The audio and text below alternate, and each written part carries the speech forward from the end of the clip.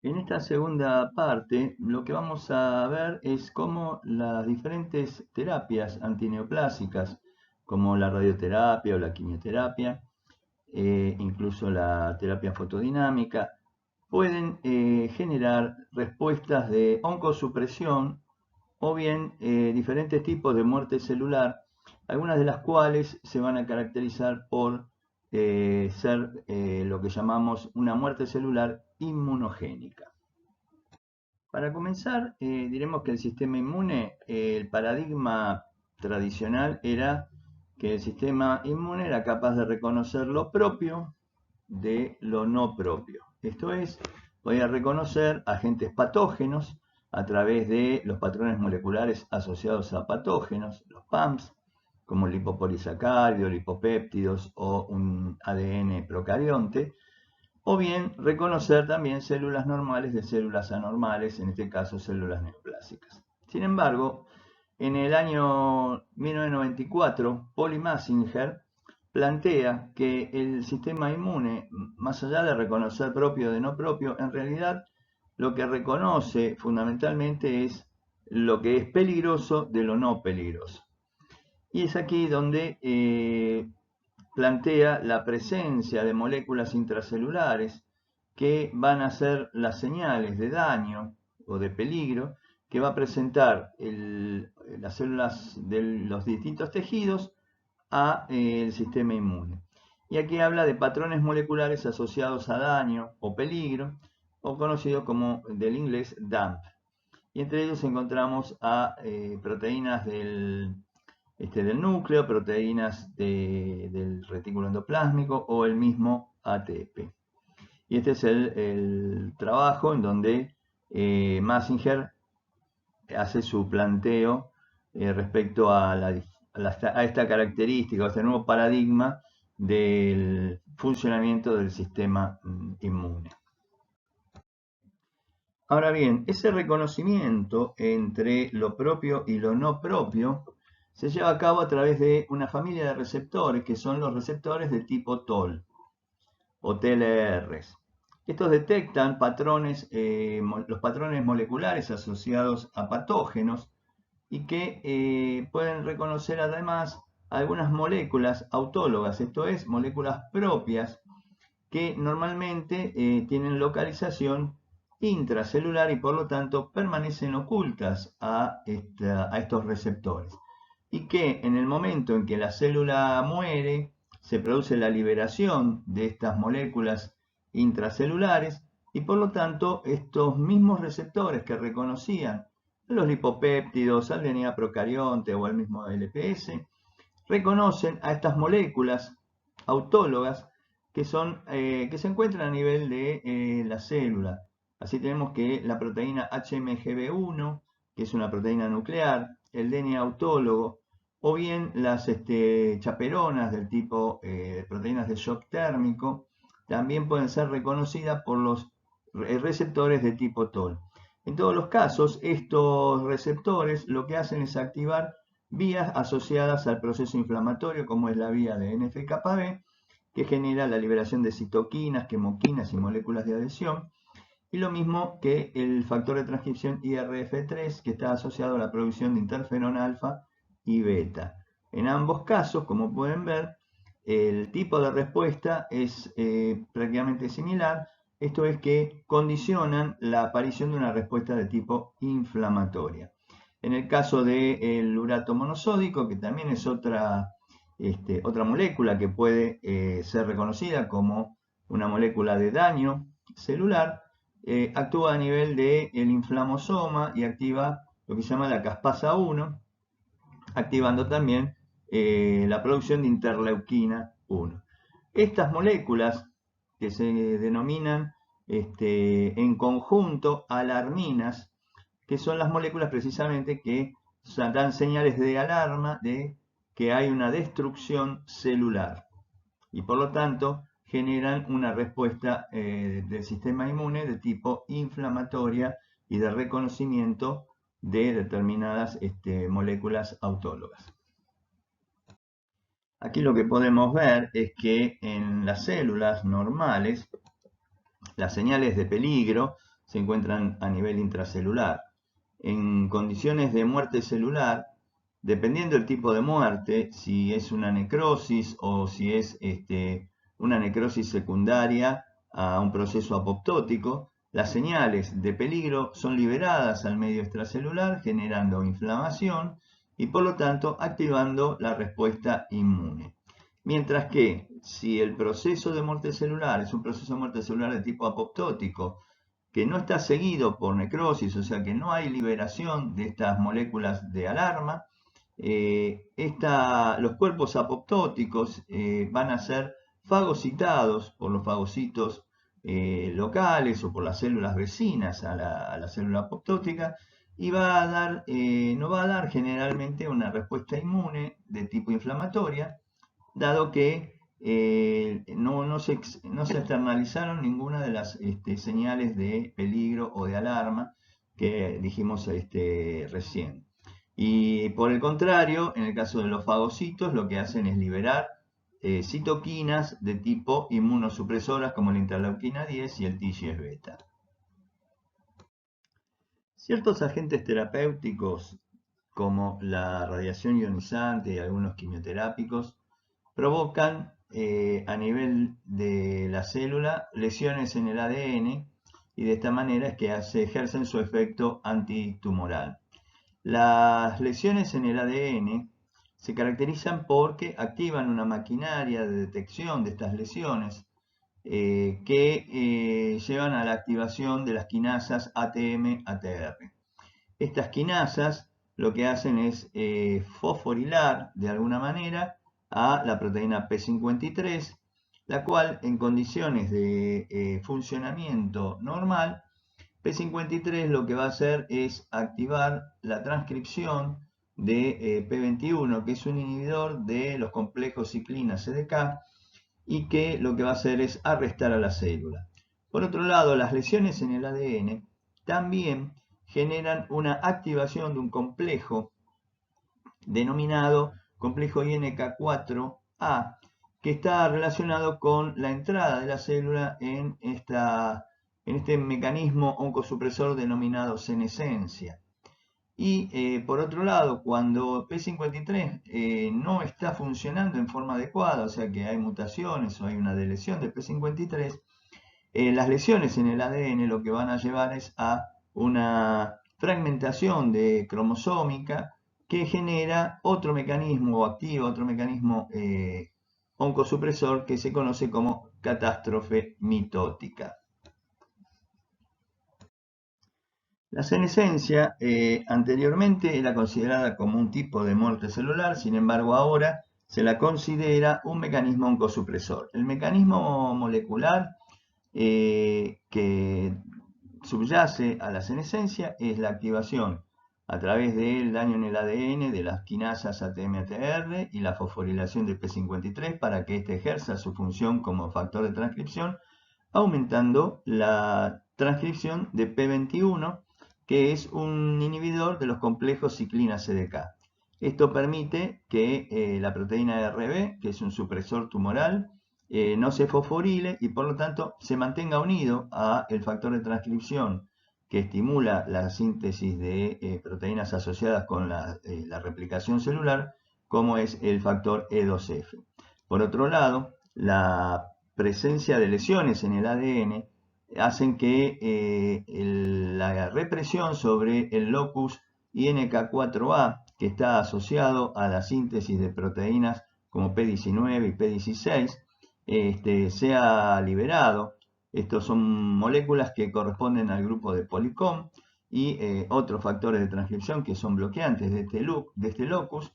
Y lo que hacen es, en el caso de P19,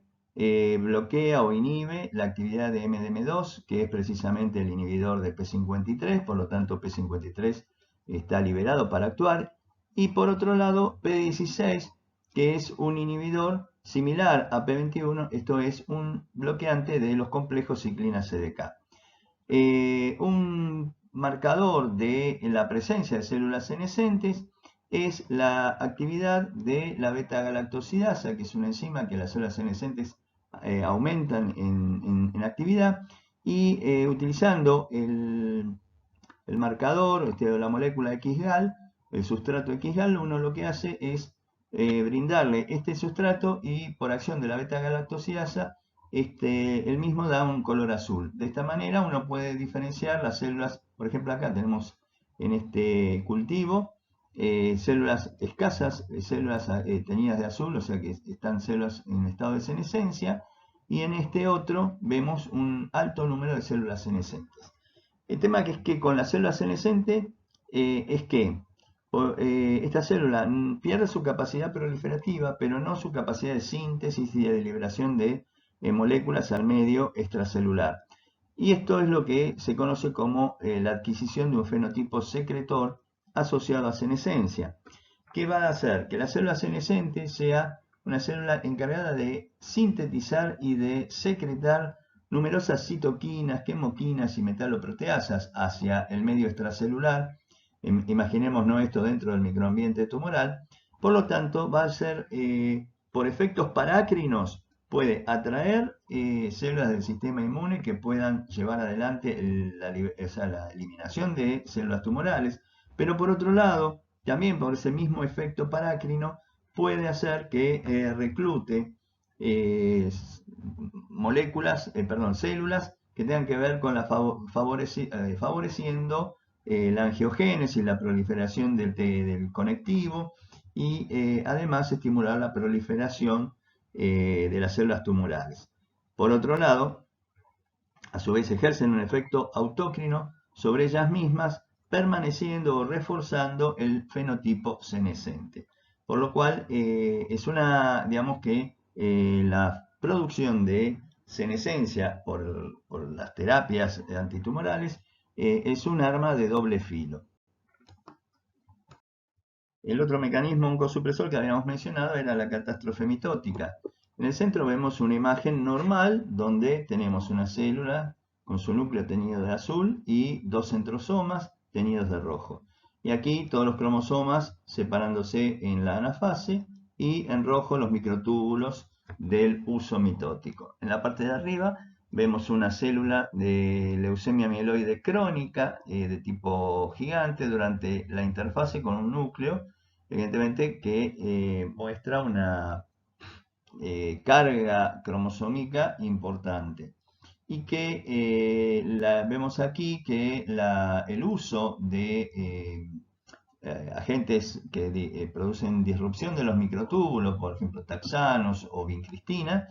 lleva a el desarrollo de una célula gigante multinucleada como consecuencia precisamente de esta catástrofe mitótica que genera la disrupción microtubular. En la imagen de abajo lo que vemos es que en este caso esta es una célula donde tiene tres centrosomas, una ploidía aberrante, o sea, una aneuploidía aberrante con numerosos cromosomas rodeando a estos tres cromosomas, y luego podemos ver una mitosis multipolar con, digamos, un uso mitótico también multipolar, y que en este caso se lleva a cabo la división mitótica, lo que conduce nos conduce a pensar que hay una falla en el proceso de catástrofe mitótica. Acá lo que podemos ver es cómo en respuesta al daño en el ADN, las distintas vías que va a seguir o caminos que va a seguir la célula. En condiciones normales, si hay daño en el ADN, se produce una detención en el punto de control de G2 que genera arresto en G2M y la célula trata de reparar el daño o si no va hacia la muerte celular. Cuando el checkpoint de G2 no se produce, la célula entra en mitosis y sigue adelante con el daño, y por lo tanto esto lleva a que en el proceso de mitosis pueda alcanzar un estadio de catástrofe mitótica. Lo mismo sucede cuando hay defectos mitóticos por agentes antimitóticos, como dijimos antes, taxanos, vincristina, y si hay una falla en la citoquinesis, en este caso se produce después de la anafase y se produce la presencia de tetraploidías con mitosis multipolar. Todos estos llevan a el proceso de catástrofe mitótica, que puede ser conducente a la muerte celular en la fase M, o sea, en la fase mitótica, sin deslizamiento, o bien puede deslizarse hacia el ciclo siguiente y entonces la célula muere en G1, sale, digamos, de la mitosis, pero muere en G1, o bien entrar, después de un deslizamiento, entrar directamente en un estado de senescencia. Estas serían las formas de mecanismos oncosupresores que vemos como consecuencia del daño en el ADN. Como vemos hasta aquí, estos mecanismos no han eliminado, no han liberado ningún tipo de alarmina. Por lo tanto, son mecanismos que en definitiva, si son llevados a cabo por tratamientos radiantes o quimioterápicos, no van a causar la activación del sistema inmune, por lo tanto no son mecanismos de muerte, digamos, de tipo inmunogénica. Ahora vamos a ver otras muertes celulares como consecuencia de daños y de estrés en las células, que sí van a ser causantes de liberación de estas alarminas y por lo tanto activar el sistema inmune.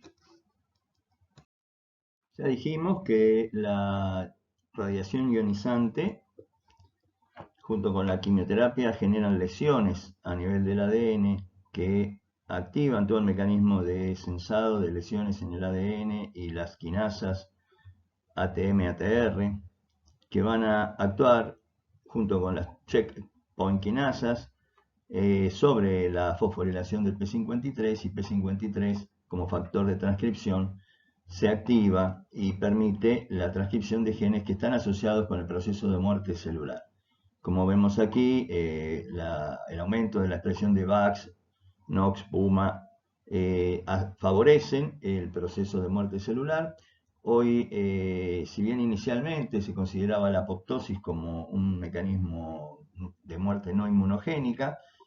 actualmente ustedes saben que los paradigmas en medicina cada vez duran menos tiempo y hoy ya están descritos casos de apoptosis con características inmunogénicas, o sea, células que liberan algunos de estos patrones moleculares asociados al daño. Por otro lado, las señales de muerte celular que puedan ser inducidas por el Fas ligando y su receptor trimérico Fas también llevan a la activación de la muerte celular por apoptosis a través de la activación de caspasas, pero en determinadas condiciones, si la caspasa 8 se encuentra bloqueada o inhibida su acción, se puede activar ante la señal de la activación del Fas ligando sobre Fas, se puede activar el mecanismo de necroptosis, que también es un tipo de muerte celular que tiene características inmunogénicas. Acá vemos que bueno, la radiación ionizante puede activar la muerte celular a través de también el cambio en determinados lípidos de membrana que pueden funcionar como mensajeros intracelulares que activan los mecanismos de muerte celular por apoptosis. Y por último, también la quimioterapia y la radioterapia puede hacer que a través de la vía incluso de P53 bloquee a mTOR de manera tal que esto conlleve a un aumento del proceso de autofagia celular, que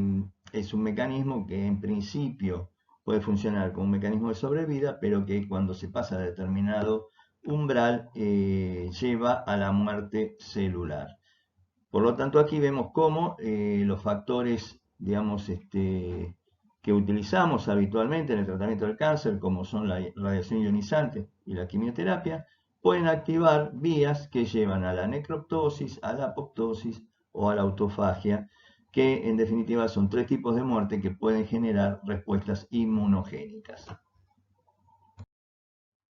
En 1974, el investigador belga Christian de Duve recibe el premio Nobel junto a Albert Claude y George Paladin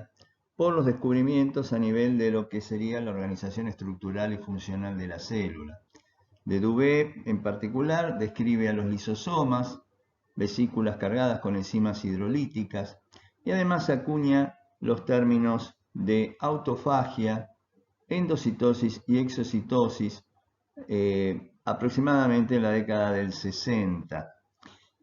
Por otro lado, él postula que los lisosomas forman parte de un sistema de reciclaje de componentes celulares envejecidos. Si bien Dedubé acuñó el término autofagia hacia la década del 60 del siglo pasado, fue recién después de muchos años que se conocieron los mecanismos moleculares a partir del trabajo llevado a cabo por el laboratorio de Yoshinori Ozumi, investigador japonés, que describió en un modelo de levaduras la identificación de 15 proteínas relacionadas con la autofagia, que se las conoce, digamos, con las siglas ATG. Vio además que, bueno, estas moléculas permiten de manera programada y ordenada el reciclaje y la degradación de los componentes celulares disfuncionales o envejecidos o innecesarios.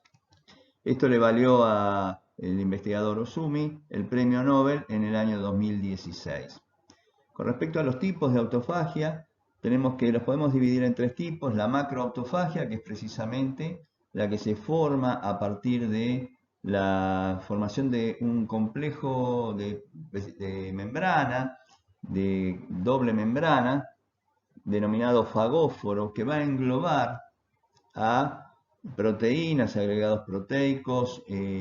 organelas como mitocondrias o puede ser también peroxisomas, ribosomas, o sea, distintos tipos de organelas citosólicas son englobadas por este fagóforo,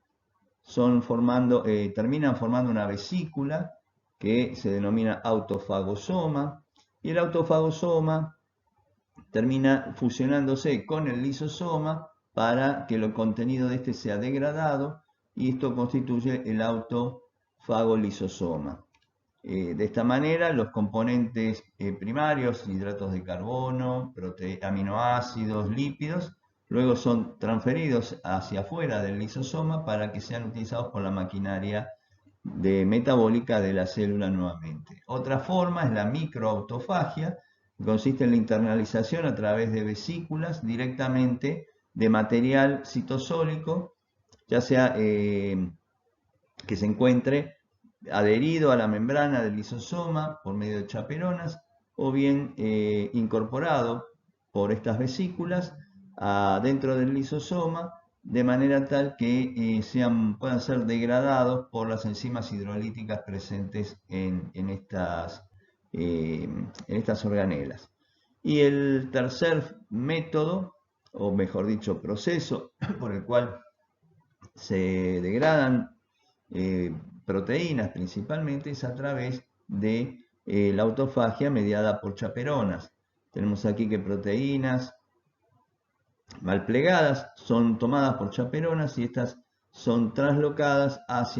través de transportadores específicos dentro de la membrana del lisosoma hacia el interior del lisosoma y luego ahí son degradadas por las hidrolasas ácidas. Aquí abajo vemos un poco cómo es la formación del fagóforo, que vamos a ver un poquito más en detalle los aspectos moleculares brevemente y cómo se produce, digamos, la fusión con el lisosoma para la degradación final. Y este es la autofagia mediada por chaperones, en donde existe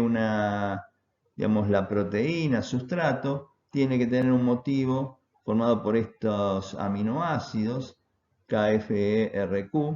que son reconocidos por este complejo de chaperona que lo lleva hacia el lisosoma y lo trasloca a través de estas proteínas LAMP2A, que son proteínas específicas del lisosoma, que funcionan como traslocones hacia el interior para su degradación. Y en el caso de la microautofagia, vea estas vesículas que se forman en la pared, lo que hacen es captar de manera inespecífica, poco selectiva, fragmentos de citosol e incorporarlos al interior del lisosoma a través de estas vesículas para su degradación. La imagen de arriba muestra microfotografías electrónicas de lo que sería un fagóforo y cómo va englobando el material y cómo se va, podemos decir, creciendo esta doble membrana hasta terminar formando una vesícula completa con el material de carga adentro para ser posteriormente digerido en su fusión con el lisosoma. Desde el punto de vista molecular, podemos decir que a partir de un estrés celular, un estrés nutricional, tenemos que se produce una señal de iniciación en donde se forma un complejo llamado ULK1 de UNC-like quinasa, que este complejo tiene dos proteínas relacionadas con la autofagia, ATG13 y ATG101, y que lo que va a hacer es, por un lado, fosforilar a una proteína denominada BPS34, que va a formar un complejo junto con ATG6, que es también conocida como BCLIN1, y ATG14, van a formar lo que se llama el complejo de PI3 quinasa de tipo 3, clase 3. Este complejo, junto con el complejo ULK1, forman un complejo más, más macromolecular y se asocia al retículo endoplásmico, aumentando la formación de fosfatidilinositol 3-fosfato en una zona específica de la membrana del retículo endoplásmico, y comienza la formación de lo que sería el fagóforo, o sea, la formación de la doble membrana, esta especie de semiluna. Comienza la formación a partir de la acción de estos dos complejos, el de PI3 quinasa clase 3 y ULK1,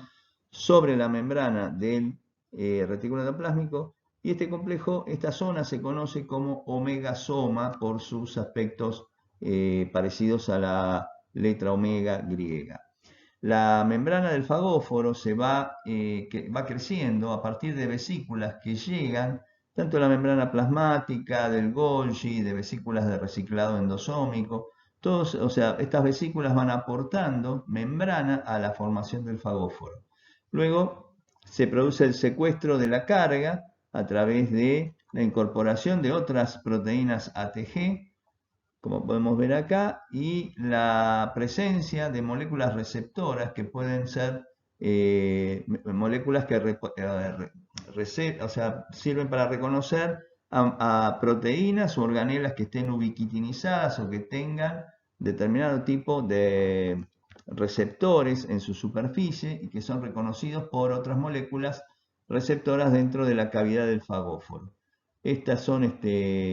se expande el fagóforo hasta que termina de sellarse el mismo y se conforma entonces el autofagosoma, que va a ir madurando hasta poder concretar su fusión con el lisosoma, y de esta manera se lleva a cabo la degradación en lo que sería el autofagolisosoma, ¿sí? Con el reciclado de los nutrientes, como vemos aquí. Este sería el ciclo normal de la formación del fagóforo, su maduración y su reciclado al final de los componentes que tienen dentro de sí. Existe numerosa evidencia científica respecto a que la autofagia es un mecanismo de sobrevida en condiciones de estrés nutricional o de privación de factores de crecimiento. Va a ser la autofagia la que le permite a la célula sobrevivir a esta situación de estrés nutricional mediante la degradación de componentes del citosol o organelas que le provean de ácidos grasos y aminoácidos como para poder continuar con su metabolismo y permitir sobrevivir a la célula hasta que cambien las condiciones del medio externo. A nivel de la célula tumoral, hemos visto que la autofagia puede ser un mecanismo de protección contra la citotoxicidad que pueden generar ciertos tratamientos antineoplásicos, como en este caso el trastuzumab en células que sobreexpresan HER2.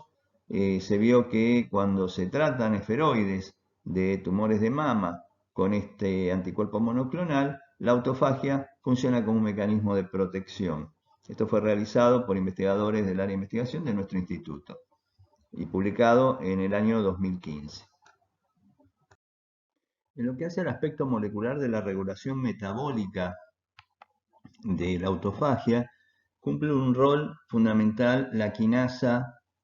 mTOR o el complejo 1 de la quinasa mTOR.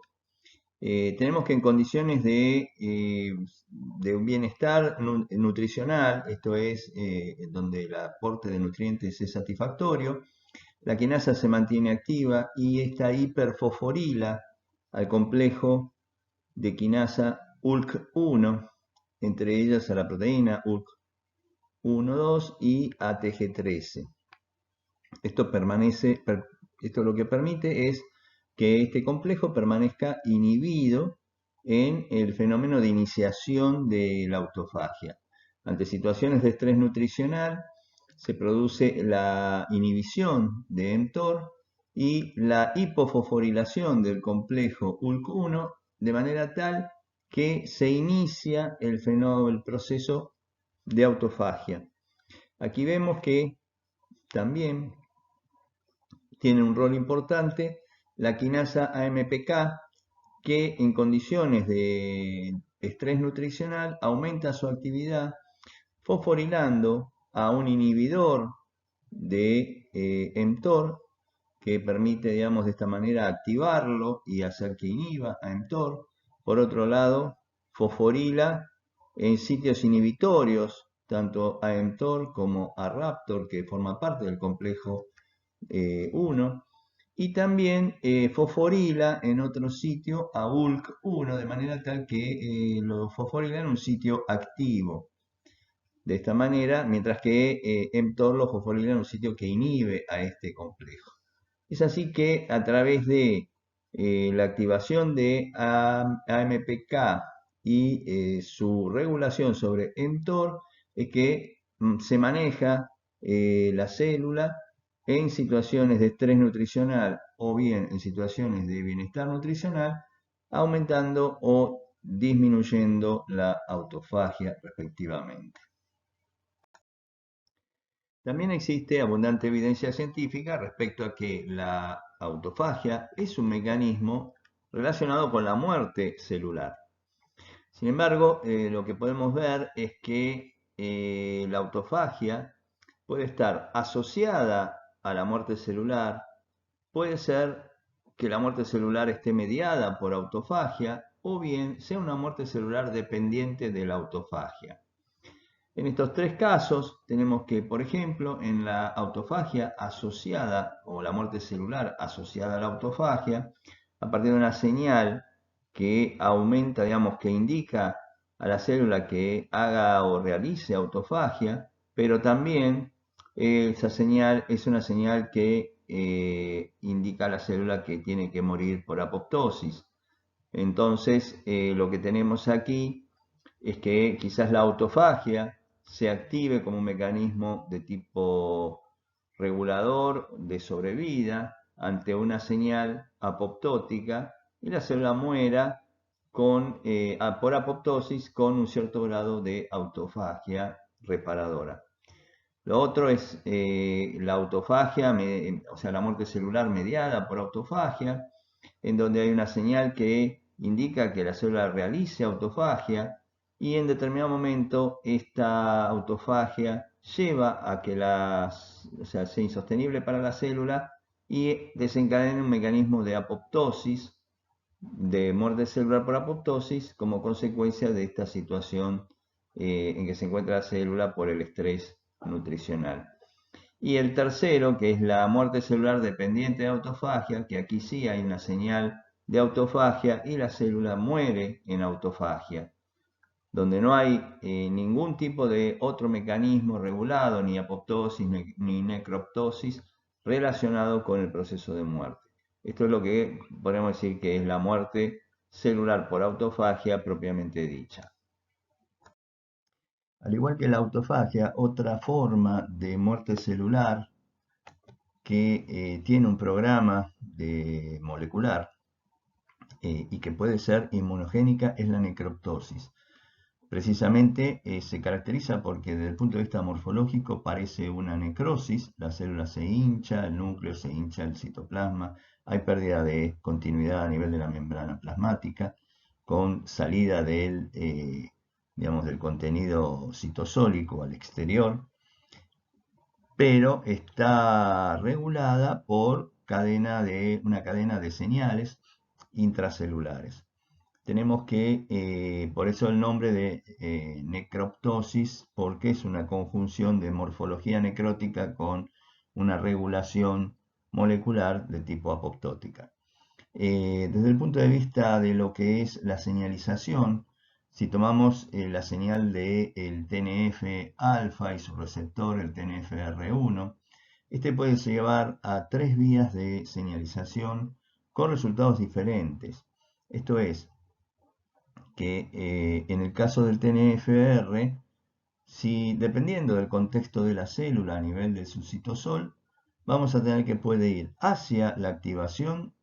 digamos, del factor de transcripción NF-κB, que es un factor que se caracteriza por dar señales de sobrevida, proliferación, producción de citoquinas e inflamación, o bien hacia un componente de tipo apoptótico con activación de caspasa 8, activación de la vía intrínseca a través del clivaje de BID y por último, digamos, la activación de las caspasas ejecutoras 3 y 7. Y también en el caso de que exista una inhibición de la caspasa 8, esta tercera vía constituye precisamente el desarrollo de una muerte celular de tipo necroptótica, en donde la quinasa RIP1 va a activar a la quinasa RIP3 y esta va a generar una modificación sobre la quinasa MLKL que lleva a precisamente el fenómeno de necroptosis, con un hinchamiento de la célula, ruptura de la membrana, liberación de patrones moleculares asociados a daño e inflamación. Bueno, ahora bien, vimos que la activación del receptor de TNF podía llevar 3 vías diferentes, o sea, activar 3 vías distintas dependiendo del contexto intracelular. Ahora vamos a ver entonces los aspectos moleculares. La activación del receptor, o sea, por su trimerización, ¿sí? Lo que va a promover es el reclutamiento de moléculas que van a formar lo que se llama el complejo 1. En este complejo 1 vamos a encontrar moléculas asociadas, moléculas que tienen que ver con dominios de muerte, que tienen dominios de muerte y asociadas al receptor de TNF, como TRAD, TRAF5 y TRAF2. Una quinasa, serin-trionin quinasa, que se denomina RIPK1, o quinasa, proteína quinasa, que interactúa con el receptor. Y también, si sigue la vía de la activación de NF-κB, o sea, la vía de sobrevida, va a intervenir la proteína inhibidora de la apoptosis celular, que es el CYAP1-2. Este inhibidor de la apoptosis es una ubiquitin ligasa, que lo que genera es la ubiquitinación de la lisina 63, precisamente de la quinasa RIP, de manera tal que esta poliubiquitinación a nivel de RIPK1 activa a la TAC quinasa, el complejo de TAC quinasa, que lo que va a hacer es fosforilar y activar al complejo de quinasa que va a fosforilar al inhibidor de NF-κB,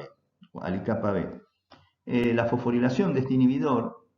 lo que hace es liberar a NF-κB para que pueda translocar al núcleo y activar la transcripción de genes que están relacionados con la sobrevida celular y la producción de citoquinas proinflamatorias, particularmente BCL2, el propio inhibidor celular de la apoptosis, CYAP, survivina, o sea, varias moléculas que están dentro de lo que sería la familia BCL2 como antiapoptóticos. Por otro lado, si la actividad, o sea, esta poliubiquitinación que tiene RIP1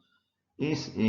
reconocida por la proteína SILD, que es una deubiquitinasa, y que cuando está mutada está asociada con una patología llamada cilindromatosis, donde hay un aumento de la producción de tumores, lo que va a pasar es que la desubiquitinación de RIPK1 lo que va a activar es la formación de un complejo 2A, en donde está la proteína TRAD y FAD se unen a la caspasa 8 y activan la caspasa 8, que sería la caspasa iniciadora de la vía extrínseca, y lleva a la célula hacia la apoptosis. Por otro lado, otra variante es que este complejo de FAD con caspasa 8, unido a las quinasas RIP1 y RIP3, se mantengan formando un complejo llamado 2B, que mantiene unido precisamente a las proteínas, a la selintraninquinasa RIP1 y RIP3, y terminan llevando a la célula hacia la apoptosis también por inhibición precisamente de este complejo de selintraninquinasa formadas por las RIP1 y 3. Entonces tenemos que el complejo 2B también lleva hacia una muerte celular apoptótica. En el caso en que la caspasa 8 se vea inhibida, es allí donde la inhibición de la caspasa 8 permite que RIP1 y RIP3 permanezcan activas y por lo tanto se autofosforilen y fosforilan a la quinasa MLKL, formando lo que se llama el complejo 2C o necrosoma. ¿Sí? Este complejo 2C o necrosoma es el que va a reclutar más quinasas MLKL que se van a fosforilar en un n cantidad de número de quinasas y que traslocan hacia las membranas y provocan la generación de poros, tanto en la membrana plasmática, como en las membranas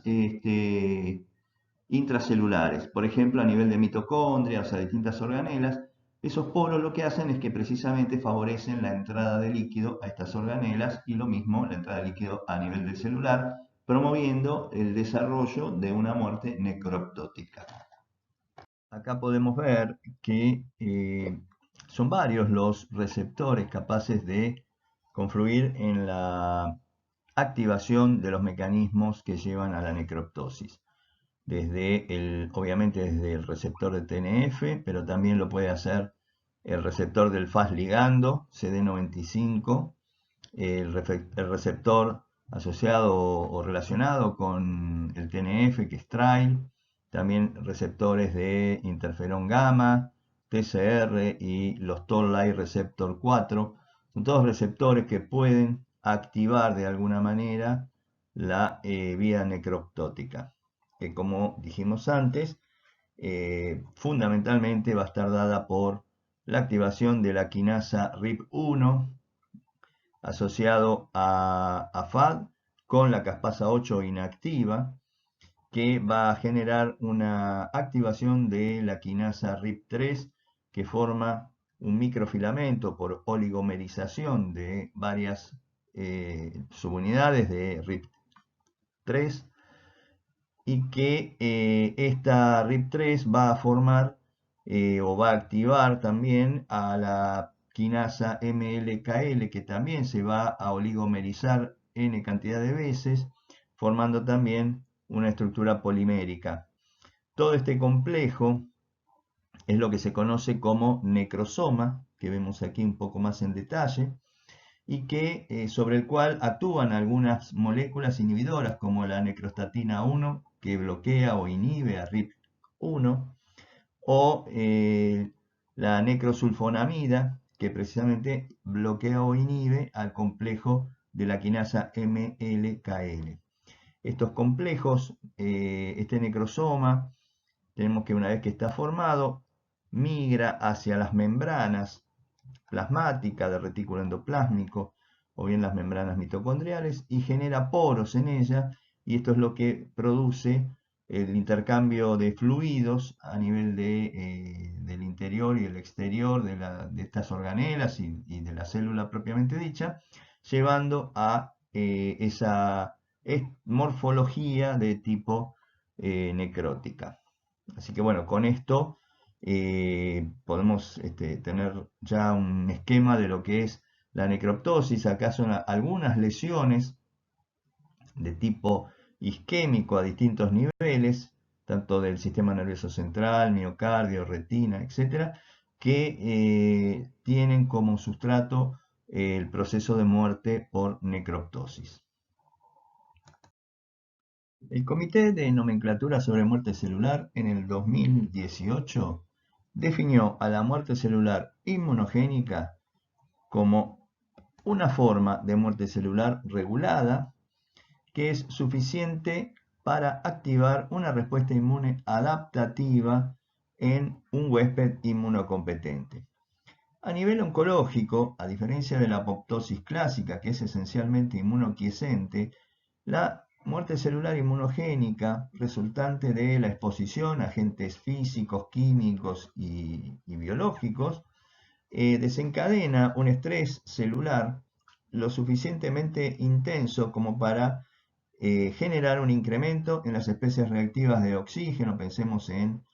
la radioterapia, la quimioterapia,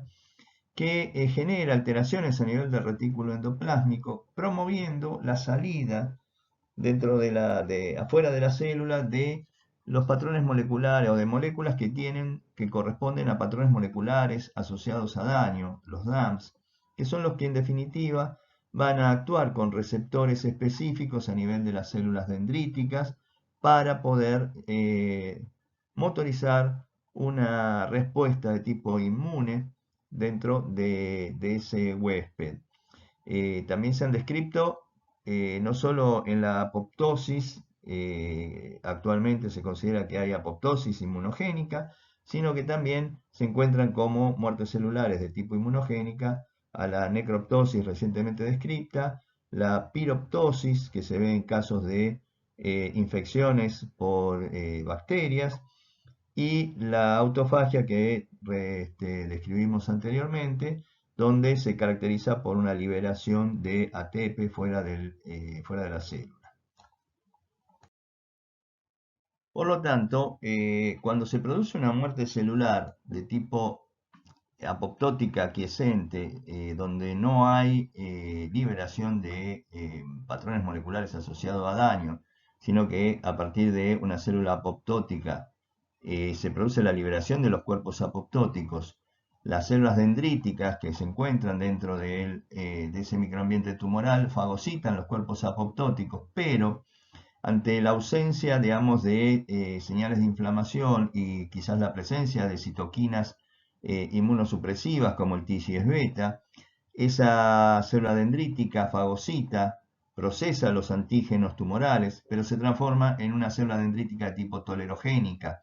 Esto quiere decir que puede presentar antígenos en el contexto de clase 1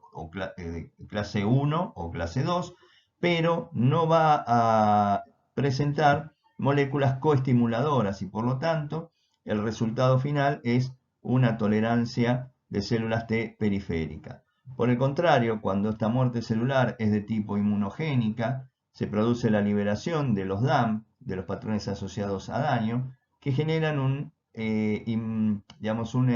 microambiente inflamatorio y por lo tanto la célula dendrítica que fagocita entonces a los fragmentos de la célula tumoral procesando antígenos en este contexto proinflamatorio y no inmunosupresivo se transforma en una célula dendrítica inflamatoria y que va a procesar los antígenos y los va a presentar ya sea en el contexto clase 1 o en el contexto clase 2, pero acompañado de moléculas coestimuladoras como B7.12 que van a actuar sobre, o CD40, que van a actuar sobre los receptores que necesitan ser activados junto al TCR, tanto en las células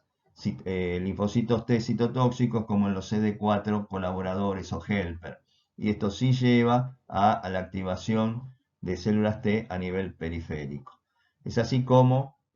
funciona de alguna manera, digamos, la muerte celular inmunogénica generando una respuesta adaptativa en un huésped inmunocompetente.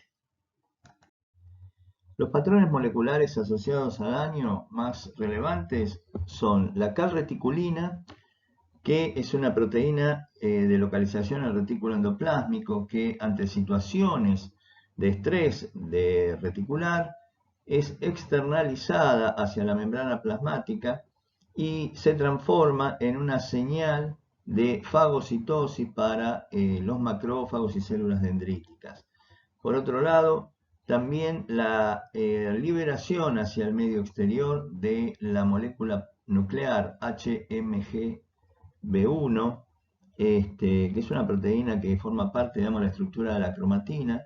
Es una proteína que al ser liberada es también interpretada como una lesión de daño severo a nivel celular. Y la otra molécula es el ATP, que la liberación de ATP también es inductora de respuesta inmunogénica y se ve principalmente durante los procesos de autofagia. También vemos aquí cuáles son los receptores que están asociados al reconocimiento de estas moléculas a nivel de las células del sistema inmune. Los inductores de muerte celular inmunogénica se pueden dividir en dos tipos, 1 y 2. Los que corresponden al grupo 1, que son la mayor parte, se tratan de drogas citostáticas habituales como la mitosantrona, la doxorubicina, el oxaliplatino, el bortezomib, la radiación gamma, la radiación ultravioleta, bleomicina, borinostat. O sea que es un grupo bastante amplio y heterogéneo que se caracteriza porque su daño se focaliza o bien en estructuras o moléculas del citosol o bien en estructuras o moléculas del núcleo. En ambos casos lleva a la célula hacia la muerte celular y que secundariamente a estas alteraciones focales, tanto citosólicas como nucleares, producen un estrés en el retículo endoplásmico que promueve la liberación de moléculas asociadas a daño como la calreticulina, que de esta manera es externalizada y genera la señal inmunogénica. Por otro lado, en el caso de los inductores del tipo 2,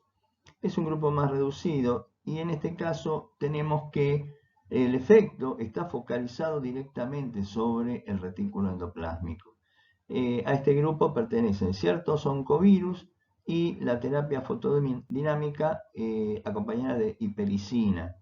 En este caso se produce directamente un estrés reticular y esto genera la inducción de muerte celular y la liberación de alarminas o patrones moleculares asociados al daño.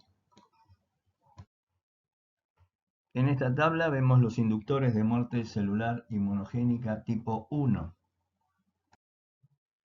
y en esta otra los de tipo 2. En esta imagen lo que tenemos es resumido los mecanismos moleculares y celulares de la muerte celular inmunogénica. Así tenemos que el tratamiento con algún inductor de muerte celular inmunogénica produce la muerte de la célula tumoral con liberación de alarminas, o sea, las moléculas denominadas patrones moleculares asociados a daño, fragmentos celulares, cuerpos apoptóticos, que van a ser cargados por las células presentadoras de antígeno inmaduras, que a su vez van a ser reclutadas a nivel de la zona tumoral sometida al efecto de la terapia con el inductor de muerte celular inmunogénica y llevan a la maduración de las células presentadoras de antígeno de manera tal que puedan presentar antígenos en ese contexto. Por otro lado, la presentación se realiza a los linfocitos T CD8 alfa beta y la célula presentadora de antígeno madura libera interleuquina 1 beta, que a su vez sirve de señal para que los linfocitos T gamma delta liberen interleuquina 17 y favorezca el desarrollo, digamos, la amplificación clonal y, digamos, y la capacitación o el primado de los linfocitos TCD8. En este contexto es que estos linfocitos se estimulan para proliferar y se activan, permitiendo que vuelvan al microambiente tumoral para generar una respuesta de tipo citotóxica, ya sea por la liberación de gran enzima perforina y también por la liberación de interferón gamma, con lo cual esto permite la muerte de las células tumorales que son resistentes a la terapia. llevando adelante la lisis del tumor. En este gráfico vemos los ensayos para evaluar la muerte celular inmunogénica in vivo. En el panel de arriba tenemos que animales inmunocompetentes, cuando son vacunados con células muertas por un inductor de muerte celular inmunogénica y luego son desafiados en el flanco contralateral con células tumorales vivas, el 80% de los animales no presenta o no desarrolla tumor. Mientras que cuando esa vacunación se hace con células muertas por un agente que no induce muerte celular inmunogénica, el desafío con células tumorales vivas muestra que los animales desarrollan tumor en el tiempo, en forma similar a cuando se los vacuna con el vehículo, que en este caso es PBS. Por otro lado, si tenemos animales inmunocompetentes con tumores establecidos y esos tumores son inoculados con una quimioterapia, o sea, un quimioterápico que es inductor de muerte celular inmunogénica, tenemos una eficacia óptima en el tratamiento de estos animales. Mientras que si tenemos animales con tumores establecidos y le realizamos quimioterapia intratumoral con un inductor de muerte no inmunogénico o no inmunogénica, vemos que la eficacia del tratamiento es subóptima. Y es un poco lo que vemos aquí, donde el PBS no hace efecto, o sea, el crecimiento tumoral es máximo, hay una eficacia subóptima en el caso de el inductor de muerte celular no inmunogénica, y vemos una eficacia mayor con el inductor de muerte celular inmunogénica. Y por último, si hacemos estos tratamientos con animales inmunodeficientes, podemos ver que los animales que tienen ya tumores establecidos y los tratamos con inductores de muerte celular inmunogénica, no vemos, o sea, la eficacia es subóptima y de manera similar a lo que pasa cuando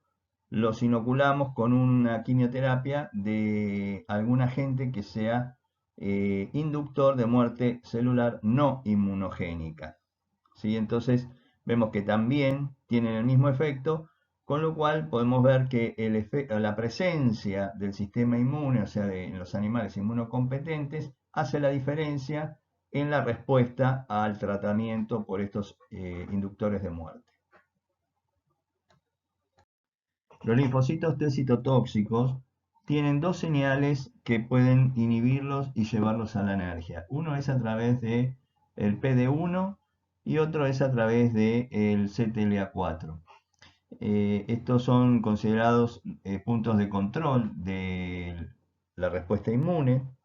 y actualmente existen anticuerpos monoclonales que bloquean estas señales, tanto a nivel del PD1 como el pembrolizumab y el nivolumab, como a nivel de su ligando, el PDL1, que lo puede estar expresando precisamente la célula tumoral, y en este caso los anticuerpos monoclonales bloqueantes del ligando son atezolizumab, avelumab y durvalumab. Y por otro lado, tenemos que los anticuerpos monoclonales que bloquean a CTLA4 son el ipilimumab y el tremelimumab. Estos anticuerpos monoclonales o estas terapias denominadas de inhibidores de checkpoint inmunes se están utilizando actualmente en combinación con todos los agentes o con diferentes agentes, no sé si podríamos decir con todos, pero con varios de los agentes que mencionamos anteriormente. Existen ensayos clínicos donde se combinan algunos de estos anticuerpos monoclonales con inductores de la muerte celular inmunogénica. Particularmente en la página sobre trial clínico de Estados Unidos, se puede ver que hay alrededor de 60 trabajos o 60 ensayos clínicos donde se combina distintos regímenes de radioterapia con estos con estos inhibidores, y más o menos alrededor de 70 esquemas de tratamiento con diferentes quimioterápicos inductores de muerte celular inmunogénica, en combinación con algunos de los inductores, de los inhibidores de los checkpoint inmunes. De esta manera se está ubicando, digamos, a la muerte celular inmunogénica como un factor fundamental en el tratamiento antitumoral. Actualmente hay en estudio diversos tipos de estrategias de tratamiento antitumoral basados en la muerte celular inmunogénica. Una de ellas es la infección con virus oncolíticos, por ejemplo, el Coxsackie B3, que genera un estrés a nivel del retículo endoplásmico y un estrés por producción de especie reactiva de oxígeno que lleva a la muerte celular y con liberación de alarminas y además externalización de calreticulina por la parte de la célula tumoral. Esto genera una activación y captación de antígenos por parte de las células presentadoras de antígenos, células dendríticas, que van a generar una respuesta inmune adaptativa contra antígenos tumorales y además un aumento de la actividad citolítica de aquellas células que forman parte de la inmunidad innata. Otra estrategia también para generar muerte celular inmunogénica es utilizar una molécula que se llama icaritina, que aumenta la mitofagia, esto es la autofagia de mitocondrias, y que se vio que sinergiza con la doxorubicina, y por lo tanto se han desarrollado nanopartículas de polietilenglicol que contienen a estas dos moléculas, a la doxorubicina y la icaritina, en esta relación 1 icaritina por 2 doxo, y de esta manera generan a través de la doxorubicina la muerte celular, y la icaritina se encarga de aumentar la mitofagia por el sistema, digamos, de autofagia, autofagosoma y digamos, todo lo que tiene que ver con el proceso de autofagia, y lleva a la generación de una muerte celular inmunogénica con liberación al medio, al microambiente de ATP y obviamente la externalización de calreticulina, generando entonces una respuesta inmunogénica por parte de las células dendríticas y del sistema adaptativo T. Para finalizar, otras alternativas que se están, digamos, estudiando in vivo e in vitro también es el uso de luz láser infrarrojo cercano de 808 nanómetros, y se utilizan nanopartículas ya sea cargadas con un agente fototerápico como el IR780, combinado con una prodroga, la tirapasamina, que en condiciones de hipoxia se activa a una droga citostática, y que esto lo que da es la posibilidad de disponer en circulación por más tiempo estas nanopartículas cargadas con estos agentes durante más tiempo, y una carga, digamos, un aumento de la presencia de ellos a nivel del tumor. La irradiación con láser aumenta, digamos, activa al IR780, produce también una situación de muerte celular de tipo inmunogénica, que lleva a la liberación de antígenos tumorales captados por la célula dendrítica, todo lo que ya hemos explicado, y que va a permitir que haya un aumento de los linfocitos T citotóxicos a nivel del tumor primario, y también una respuesta a través de células NK y de linfocitos T citotóxicos a nivel de metástasis. Esta es una forma, utilizando la luz láser, de poder generar muerte celular inmunogénica. Otra forma que utiliza un láser, pero en este caso el fundamento es la generación de un efecto fototérmico a nivel del tumor, y para ello se utilizan nanopartículas también de polietilenglicol cargadas con azul de Prusia, que es un compuesto que es de base férrica con hierro y que permite que al tener una irradiación con un láser infrarrojo consigue calentar a través de las partículas de hierro, generar una temperatura óptima que va a generar la muerte celular de tipo inmunogénica. Dosis bajas o dosis altas no son compatibles con la formación de una muerte celular inmunogénica, por lo tanto, en este caso es necesario el cálculo de la dosis óptima para poder saber en qué rango de dosis de irradiación para generar el efecto térmico deseado necesitamos para la generación de una muerte celular inmunogénica que va a llevar a la activación de una inmunidad adaptativa contra el tumor. Con esto terminamos el teórico de muerte celular y muerte celular inmunogénica. Así que bueno, les agradezco mucho la atención que me han dispensado y les deseo muchos éxitos en los exámenes.